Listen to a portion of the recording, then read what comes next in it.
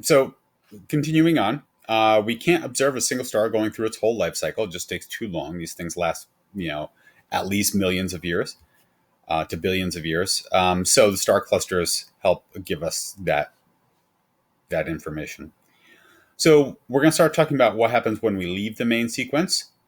During the stay on the main sequence, any fluctuations in a star's condition are quickly restored. So you have that balance between gravity pulling in and thermal pressure pushing out.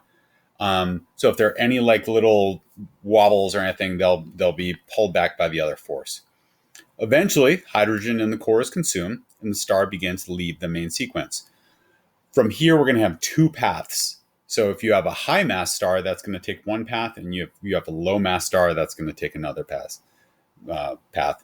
So low mass stars go relatively quietly. High mass stars go out with a bang. So we'll talk about the lower mass stars first.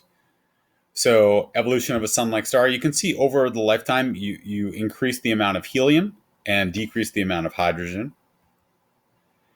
Eventually, the core contracts when the fuel is used up, and hydrogen begins to fuse outside of the core.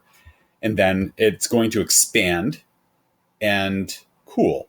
Well, the expansion makes it a lot bigger, and the cooling makes it red. So at this point, you have a red giant. Okay, so as the core continues to shrink, the outer layers expand and cool. We now have a red giant extending out, possibly as far as the orbit of Mercury, maybe even farther. I've heard some estimates say the sun will actually get to be as big as the orbit of Mars. Despite its cooler temperature, luminosity increases because its size increases. So it goes back up to kind of where it was as a protostar. At this point, helium will start to fuse, and this is really important because this is how we get some of our bigger elements. So if we fuse helium, then we get beryllium. If we fuse beryllium with the helium, then we get carbon. This is where the carbon that makes up all living things comes from. So Carl Sagan once said we are all stardust, and this is what he meant. I'm going to skip that. Skip that. It just wobbles a little bit. It kind of goes up and down. It's not really super important. This is just the evolution of what this kind of looks like. So it starts off as a nebula here. Then you have protostar, gets smaller, contracts. Then you have main sequence for a really long time, stays kind of constant. Main sequence, then it starts to expand and cool, expand and cool, expand and cool. Then you have a red giant. Then, next part is there's a bit of an explosion. And after that, the star basically blows off its outer layers, and those outer layers become a planetary nebula. Okay, which is basically like, I'll show you some pictures. You'll see in a second. And then inside of that planetary nebula is a very dense carbon core.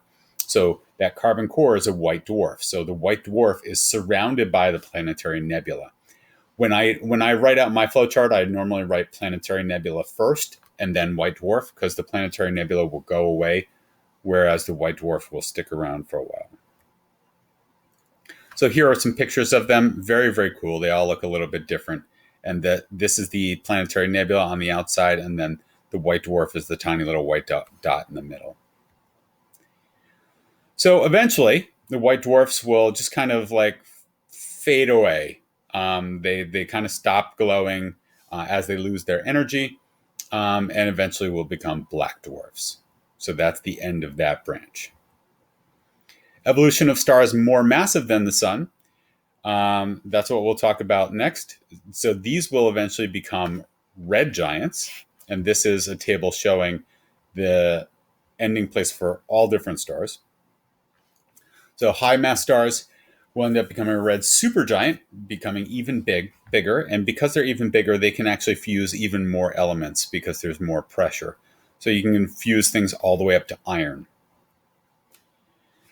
Eventually, you have the inward pressure is huge because of gravity, but now you don't have the thermal pressure pushing out, so it implodes. Well, what happens is it implodes, and then that creates immense pressure. So then there is an explosion, and that's what a supernova is. So the implosion followed by the explosion. So the supernova is the next part of the flowchart. And you'll still see some pictures of supernova remnants here. So this was the very center, and you can kind of see the star has blown itself to pieces, and this stuff will eventually become a nebula. Here's another picture of another one that's older. This one's like 11,000 years old, and you can see what it looks like now. And like we said before, this is during some of these processes, this is where we get a lot of our stuff that makes us up. After the supernova, there are two possible paths. So on your flowchart, you have two ways out of this. Either the lower mass supergiants will become neutron stars, or I should say can become neutron stars. And that's if the core left is like, I think it's 3 solar masses or smaller, it will become a neutron star. So neutron stars have a mass of 1 to 3 suns, but are really, really small. They're about the size of Manhattan. So they're incredibly dense. And they spin really fast and they emit energy out of the poles. So they pulse light. So it's kind of like a lighthouse. When it's pointed towards you, you see a flash. When it's not pointed towards you, it looks dark. The final resting place for the biggest of the big stars is a potential to make a black hole.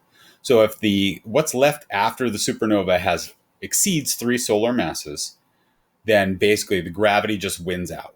So, and it crushes down to a point where the escape velocity is so large that light can't even escape. And that's what a black hole is. So Einstein's theory of relativity basically predicts what a black hole is. So if you think of, you have to get going a certain speed to leave the Earth. You have to get going with, it's like, I forget what it is, 25,000 kilometers per second or something like that.